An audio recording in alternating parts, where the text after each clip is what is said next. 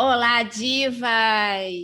Estamos de volta com mais uma entrevista aqui do nosso canal.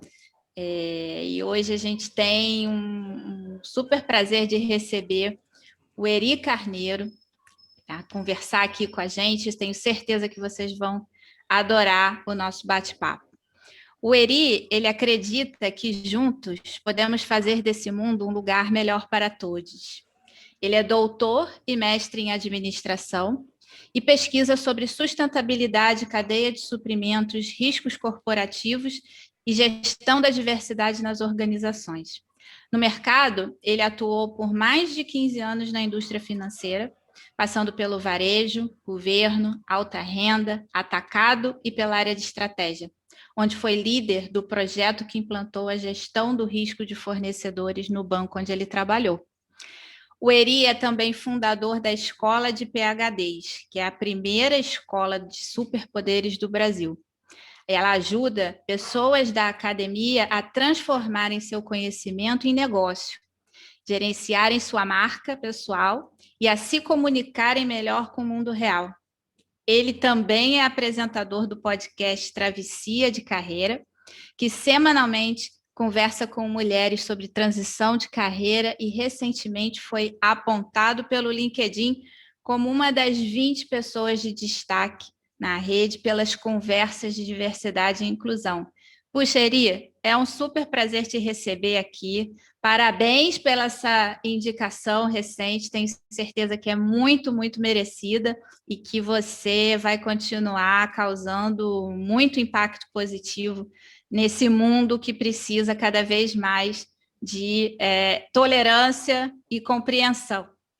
Seja muito bem-vindo e eu queria começar esse nosso papo pedindo para você contar um pouco para a gente sobre a sua jornada e como foi que você entendeu a importância, né, do seu papel dentro, né, do tema de diversidade, equidade e inclusão.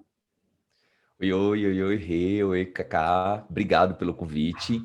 Estou super feliz de estar aqui conversando com as divas, né, da diversidade agora. Amo demais. E como é que eu posso te falar o seguinte? Eu sou um homem cis, branco e gay. E a partir do momento em que eu me entendo no mundo enquanto essa pessoa, né, que também carrega muitos privilégios por conta da cor e de todas as questões, eu precisava também, não é me aceitar, mas eu precisava, de alguma forma, utilizar a minha voz e esse meu privilégio a favor disso. Então, a questão de diversidade ou de, por exemplo, LGBTfobia, machismo, misoginia, todas essas coisas, para mim, elas entram no meu combo, porque no meu combo de diversidade e não posso até dizer de militância também, porque todas essas coisas é a origem, né, da LGBTfobia que é direcionada a mim e a tantos outros irmãos e irmãs aí, e só para lembrar, né, a gente tem convivido muito com a morte por conta do Covid, mas a gente também é o país que mais mata LGBTQIA+ no mundo, né? Então, nós somos uma estatística muito ruim, né? Talvez a pior de todas, na verdade. Então, esse corpo que está aqui, né, Erivaldo Eri Carneiro, com toda essa bio que você colocou aí, é essa pessoa que entende que o meu papel no mundo e a minha voz, de alguma forma, tem que ser direcionada para isso, né? Eu não, vamos dizer assim, não tenho não sou um especialista, um militante, né, uma pessoa que atua propriamente dito dessa forma no front, vamos dizer assim, mas onde eu posso ser essa pessoa que vai ter a autenticidade e defender as pessoas que porventura estejam sendo maltratadas ou com injustiça, com certeza ali vai estar a minha presença. Eu acho que eu respondi, tá? Maravilhoso. Eu conheço o Eri, né, já, sei lá, mais de 10 anos por aí, uns 10 Quase anos? isso, Cacá. É quase isso. Uns Uns 8 anos, 10. né? É uns 8. Uns 8. Quase 10 anos. E eu sei que um pouco dessa jornada, né, que você vem construindo também, você fala sobre essa questão do machismo também, tem muito a ver com a tua história pessoal, né? A tua história de educação, de criação por duas mulheres fortes, né, que estavam ali presentes na sua vida e que estão presentes até hoje na sua vida e que moldaram, né, um pouco dessa tua personalidade, né, a partir desse exemplo, né, de força, né, de uma pessoa que vem do sertão da Bahia para estar entre os 20 indicados aqui na rede social como uma pessoa de destaque entre pessoas importantes para a gente conversar sobre esse tema de diversidade e inclusão. E me orgulho muito dessa tua história. E queria trazer um pouco, Eri, a pergunta para o teu lado de pesquisador, né? Eu te conheci como mestrante, né? Agora eu sou doutora, com uma atuação aí intensa, né, no campo de pesquisa acadêmica, e você aborda, né, alguns assuntos, né, nas suas pesquisas, né, ou alguns desses que estão relacionados com os temas que a gente trabalha aqui na Diversidade Agora. Você trata muito forte de sustentabilidade e também de gestão da diversidade nas organizações, né, com esse olhar acadêmico, né, e a partir desse teu olhar de pesquisador, o que você vê de relação entre esses temas da sustentabilidade e da diversidade? E como você também enxerga, né? Também trazendo, acho que, esse misto do pesquisador, mas também da pessoa que esteve lá, presente no mundo corporativo durante 15 anos, sobre os desafios para o avanço da diversidade, equidade e inclusão nas empresas. Essa é a pergunta do milhão, tá? Já gostei. Porque o que é que acontece? Quando a gente fala de pesquisa acadêmica, e as empresas bebem muito das pesquisas acadêmicas, por mais que elas digam que não se conversam, tudo que acontece dentro das empresas tem uma forte base acadêmica, né? E vice-versa também, né? O fenômeno que é estudado na academia é originado na empresa, né? Vamos dizer assim, a massa de estudo são as organizações, no caso das ciências do negócio, né? E outras ciências. No meu caso, cara, é muito engraçado, porque eu sempre gostei muito da pauta de sustentabilidade. Eu sempre me interessei muito por essas questões. E quando eu era adolescente, eu tive uma militância na Pastoral da Juventude, né? Que tinha uma militância e tinha uma parte da juventude ambiental. Eu também fui filiado a partido político que tinha essa agenda ambiental. E aí, quando eu chego na academia, né, e eu fiz biologia, né, o que é engraçado, e eu dava aula, eu era monitor de educação ambiental, quando eu fiz biologia, né, então veja que todas essas coisas vão me construindo. E aí, quando eu decido que eu vou fazer para academia, eu queria apenas entrar. E foi muito engraçado, porque no meu mestrado eu estudei sobre gestão do esporte, né? Eu trabalhava com essa parte, só que mais especificamente na parte de governança do esporte, né? Já a gente chega para lá, chega na história. E aí, quando eu fui para o doutorado, eu tive a oportunidade de escolher um tema que estava alinhado comigo. No mestrado, eu não tive muita escolha, eu fui com a oportunidade que apareceu, que eu acho que às vezes a gente tem que ter isso, né, de pesquisa, mas eu entendia que aquilo ali me preparava para as etapas seguintes que iriam vir. Dito isso, eu acabei no mestrado, no doutorado, desculpa, entrando muito na área da sustentabilidade, né? E aí eu fui pesquisar sustentabilidade na cadeia de suprimentos, que é a minha grande área. Eu fui estudar a sociologia para entender como aquele fenômeno que é eminentemente econômico pode ser explicado pela ótica das relações entre as pessoas. No fim das contas, empresas não é sobre capital, empresa é sobre pessoas que, porventura, falam de capital, né? E aí eu acabei entrando nessa história da sustentabilidade na cadeia de suprimentos. E desde então, tem sido assim uma área que eu pesquiso, e aí você acaba ficando debaixo de um guarda-chuva que cabe tudo. Então, se você pensa sustentabilidade, era um tema que, por exemplo, dentro do mercado, e aí já vai fazendo a ponte com o mercado, era um tema que estava muito em voga, né? A gente tem um grande expoente da sustentabilidade, que é o John Elkington, que é o estadunidense, que é quem cria esse termo do triple bottom line, que é o triângulo, né? O aspecto econômico, social e ambiental, que os três deveriam ser muito considerados na empresa. E aí, no ano passado, quando a gente vê a pandemia explodir, né? Então, você que vai estar nos ouvindo no futuro, estamos em 2021, né? O ano passado, em 2020, aconteceu uma pandemia, e as empresas e as organizações, de um modo geral, começaram a falar de ESG. E aí, esse dia, e você acha, nossa, o que é que tem a ver com sustentabilidade? Tem praticamente tudo. Porque se você para analisar, né, a pauta em português é ambiental, social e governança, só fica faltando o aspecto econômico da sustentabilidade. Então, ressuscitam esse termo com mais, vamos dizer assim, com mais força, que é esse D, e junto com tudo isso, aparece também as pautas de diversidade. Elas já vinham sendo discutidas, né, e para vocês terem uma ideia, esse tema de diversidade, principalmente racial, e diversidade do modo geral, aparece no Brasil somente praticamente assim, na década de 90, muito pela pressão das matrizes norte-americanas, que já começavam a pautar essas discussões nos Estados Unidos, e aí desce no efeito cascata para as demais. Então, esse tema é um tema que tem aparecido nas organizações.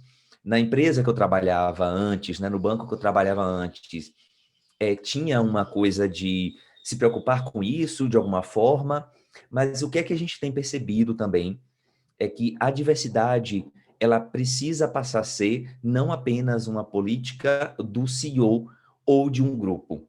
Ela precisa entrar no aspecto de uma política da empresa.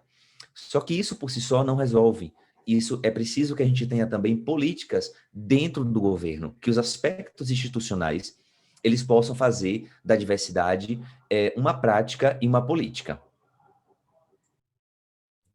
Como se a gente tivesse que considerar, né, tanto as questões de políticas públicas, né, e as regulamentações para que as empresas possam, né, também ter a sua agenda relacionada com a diversidade, de forma a garantirem a sustentabilidade do negócio. Então, é governo, iniciativa privada, todas as organizações, a sociedade civil, num grande pacto por essa transformação.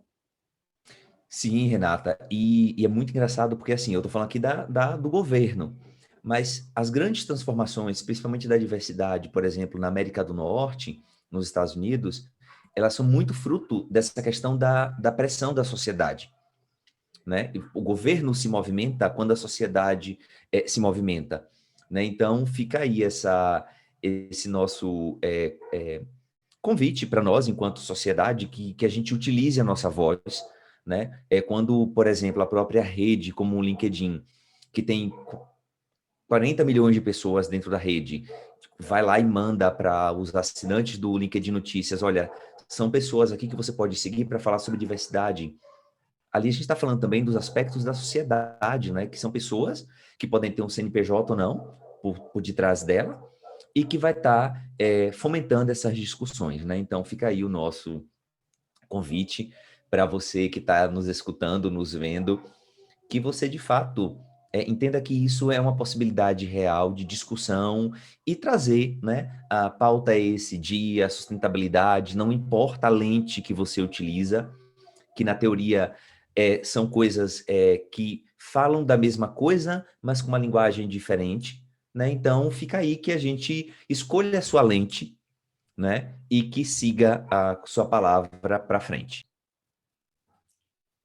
E fazendo agora esse gancho, né, com o que você acabou de falar, Eri, já que você comentou, né, que a gente precisa usar, né, a nossa voz para para se posicionar, para levar essa mensagem, para difundir cada vez mais, né, esses princípios, vamos falar um pouco sobre essa recente indicação, né, que você recebeu do LinkedIn, porque o LinkedIn selecionou seu perfil como um dos 20 perfis que se destacam, né, na questão dos diálogos sobre os temas de diversidade, equidade e inclusão na rede. É óbvio que isso é uma grande realização, mas também imagino que venha com uma grande responsabilidade. Você estava comentando com a gente aqui, antes da gente começar a entrevista, que depois dessa recomendação você ganhou quase que instantaneamente mais de 1.000 seguidores, né? Então, imagino que isso, de certa forma, também faça cair a ficha aqui da responsabilidade que vem com essa exposição, com essa indicação. Como que você acredita que pode somar a atuação nos seus projetos de empreendedorismo e pesquisa com a promoção da diversidade? Como é que eu vou dizer assim? Muitas vezes, primeiro, fiquei muito feliz por essa indicação. Às vezes, Kátia, a gente conversou antes, Cacá, a gente conversou antes, você toma um susto. Mas só para contextualizar, se você que está ouvindo essa entrevista nossa, que agora esse nosso bate-papo, e você ainda não está no LinkedIn, hoje, para mim, é uma das melhores redes para você crescer organicamente, no sentido de ampliar sua voz, para você encontrar uma comunidade que, se você nunca se encaixou em nenhuma comunidade, provavelmente você vai encontrar algum maluco ou alguma maluca por lá, que vai pensar igual a você, né? E ter sido indicado por isso daí, eu acho que é muito fruto desse trabalho, sabe, Renata? Eu publico constantemente no LinkedIn, desde março do ano passado, antes da pandemia começar, eu já estava publicando lá, que teve muita gente que chegou para o LinkedIn por conta da pandemia, né? Mas eu comecei desde o ano passado. E minha linha editorial é muito na questão de sustentabilidade. Eu falo muito sobre sustentabilidade, sobre vida acadêmica, né? E a escola e produção de conteúdo também por acadêmicos, né? Na rede, ou posicionamento e marca pessoal para a internet, né? E eu percebo que você está nessa lista lá de pessoas que têm grandes contribuições dentro da rede, primeiro você se sente privilegiado. E aí, RuPaul, que é a apresentadora que é o apresentador do RuPaul Drag Race, ele diz que com grandes poderes, grandes responsabilidades. Então, é assustador. E é assustador e, ao mesmo tempo, vamos dizer assim, desafiador, e ao mesmo tempo que você consegue amplificar a sua voz. Então, eu falo aqui de um lugar de privilégio, e eu preciso reconhecer isso, né? Eu, enquanto uma pessoa, um homem branco, né? Eu preciso amplificar essa voz. Eu preciso amplificar a voz das outras pessoas, né? Que não necessariamente são pessoas que... Como é que eu vou dizer? Como é que eu vou explicar melhor isso? Eu preciso amplificar a voz de outras pessoas. Então, por exemplo, a minha recente pesquisa com uma colega minha que estuda sobre diversidade racial especificamente, ela pesquisa sobre diversidade racial, eu sou pesquisador junto com ela no projeto, né, desse projeto que a gente está desenvolvendo e que em breve vai ter novidades aí. A voz dela é que tem que ser ouvido. Eu não falo sobre diversidade racial, eu falo de diversidade racial. Eu posso falar sobre gestão da diversidade na questão de LGBTs, coisa do tipo.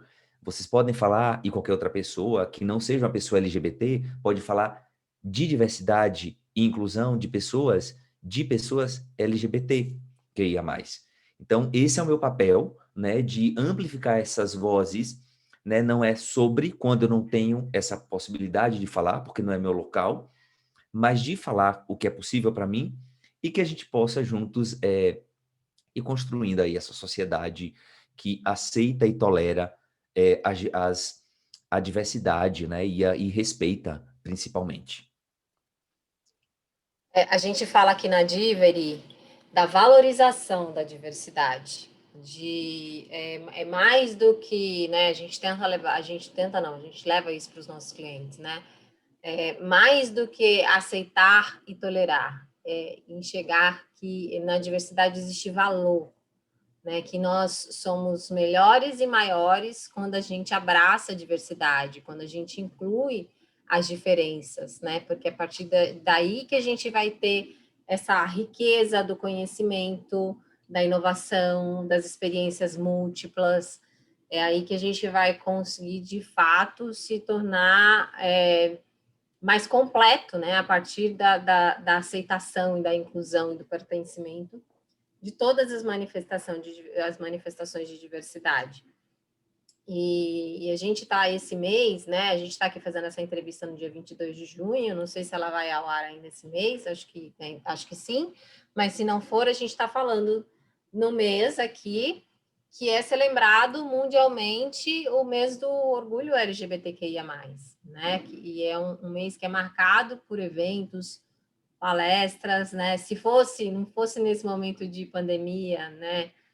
Festas também, né? A tradicional parada do orgulho LGBT, que a gente tem aqui no Brasil, apesar, né? E eu acho que até por conta de toda a opressão que esse público sente, né? Sofre, vive no dia a dia, uma das paradas mais lindas e grandes do mundo, né? Na Avenida Paulista, que é um momento também, claro, de celebração, mas com foco em conscientizar, em reforçar a importância do respeito, da promoção de equidade social e profissional de pessoas lésbicas, gays, bissexuais, transexuais, queer, intersexuais, assexuais, né? E todos os que representam cada um dessas siglas, né? E o mais ali, né? Porque a gente sabe que existem outras formas de expressão da identidade e da sexualidade. Então, é um mês de mobilização, né? Um mês que faz parte dessa luta da comunidade LGBTQIA+, que também celebra em junho, né, a data, né, especificamente no dia 28 de junho, o Dia Internacional do Orgulho LGBT, que foi criado pela Organização das Nações Unidas, e faz referência a uma rebelião que aconteceu em 1969, em Stonewall, né, quando pessoas gays, transexuais e drag queens protestaram contra uma ação violenta de policiais nova-iorquinos que queriam fechar um bar que reunia a comunidade. Então, tem muito significado em toda essa história, tem muito significado nesse mês, tem muito significado nessa data. Qual que é a sua avaliação, né, como homem gay, né, sobre a importância dessa luta, necessidade da conscientização sobre esse orgulho, né, LGBTQIA+, no Brasil de 2021? Eu vou respirar para responder, porque para você ter ideia, para vocês terem ideia, Cacá e Renata, eu morei em São Paulo desde 2011 e eu achava que a parada era apenas sobre festa, tá? E aí o que é que acontece, assim, eu acho que as redes sociais, de uma forma geral, elas amplificaram demais as vozes de muitas pessoas. Elas amplificaram boas vozes, amplificaram vozes que não são boas e que são péssimas, na verdade, mas as vozes que são boas, elas começaram a se apresentar. E aí, esse momento da parada, que muitas pessoas viam como, de fato, um momento de festa, coisa do tipo, que não entendiam que a festa também é a celebração de tudo isso, é a forma como você pode fazer sua militância, é a forma como você pode protestar por direitos, né? Então, um mês como esse, no mês da diversidade, né, no mês de junho, onde estamos no Brasil de 2022, a gente tem que se orgulhar mesmo, a gente tem que celebrar muito, primeiro por estarmos com vida, né, por todo o contexto, né, ou comorbidade hoje ser brasileiro, né, mas para os LGBTs principalmente LGBTQIA+, no Brasil, a gente sabe que é comorbidade ser brasileiro antes de ter o vírus, né? A gente sabe que pode morrer justamente por conta de ser quem a gente é, né? E aí tem um papel que a gente volta muito a falar, que as empresas acabam tendo esse papel, né, de promover a diversidade, só que você não começa dizendo que é tal coisa.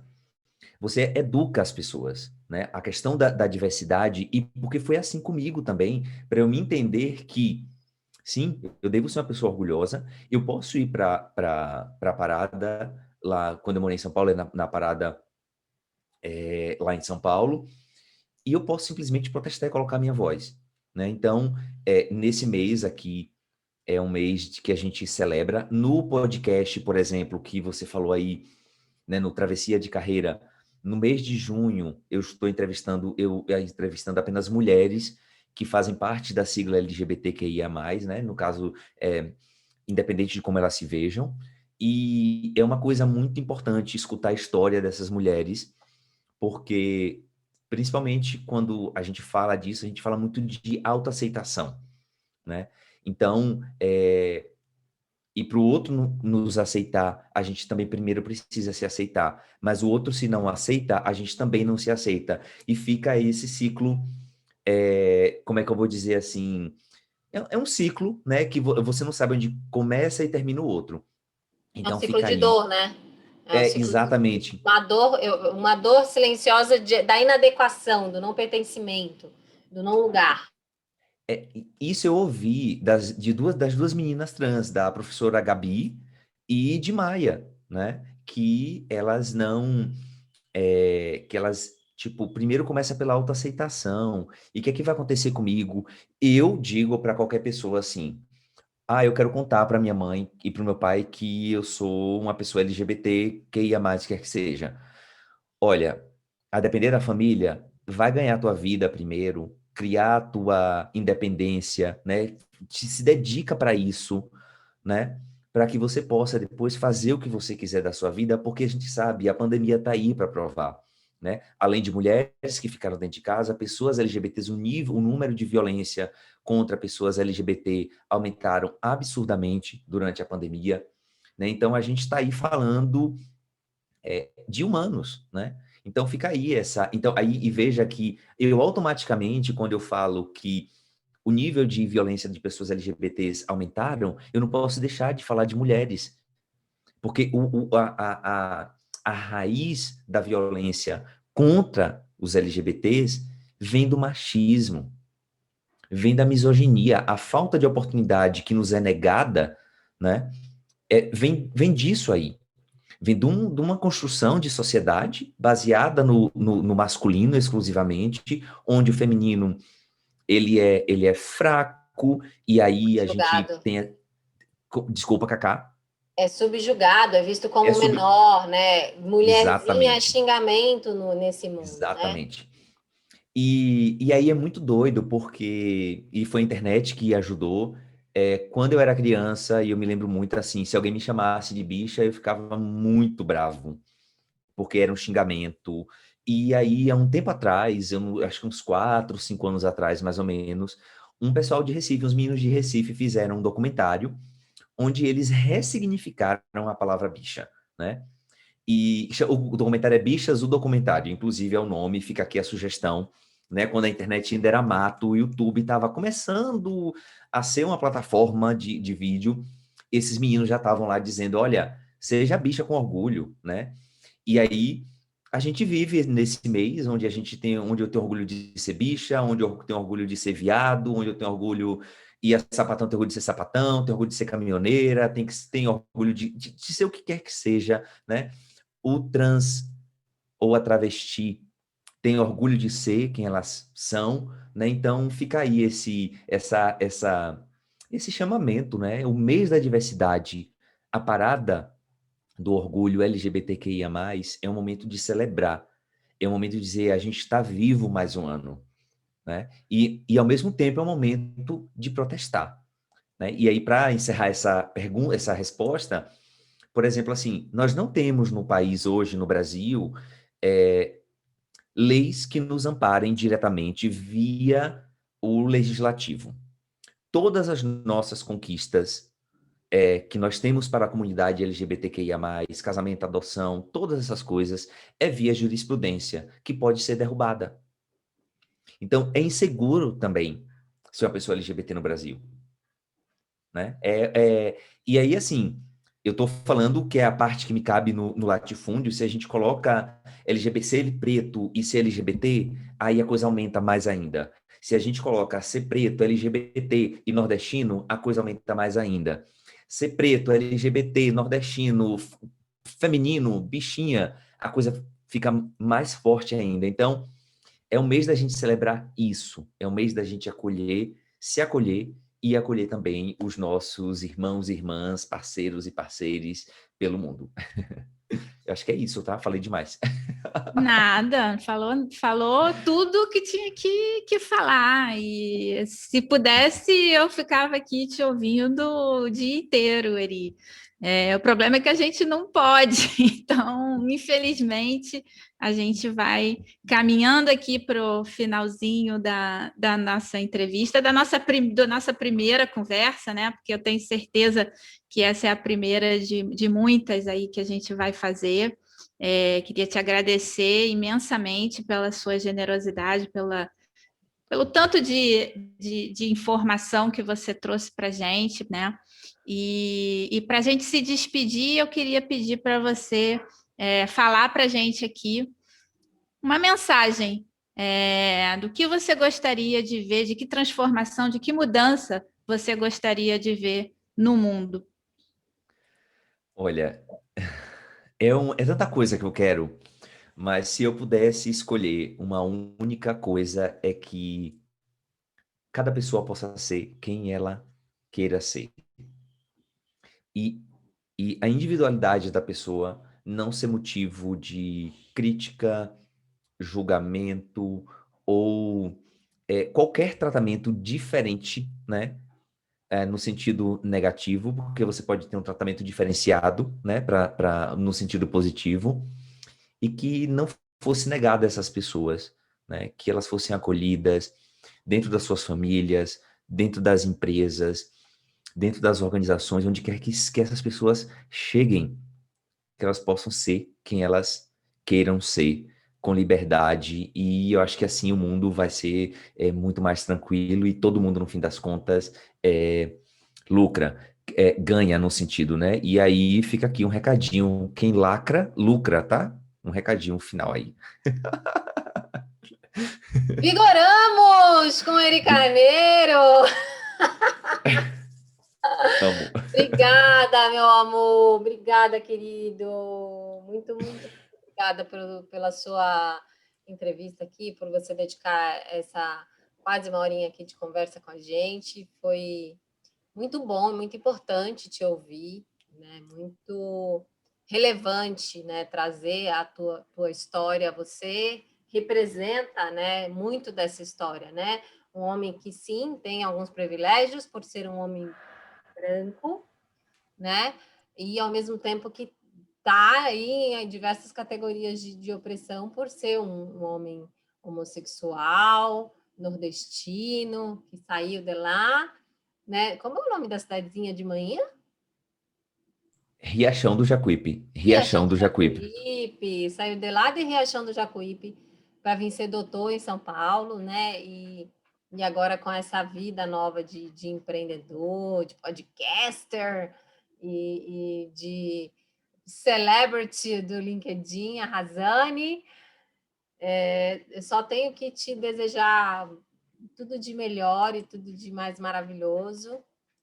E agradecer por esse momento aqui. Muito obrigada. A gente volta na próxima semana com mais Diva Entrevista.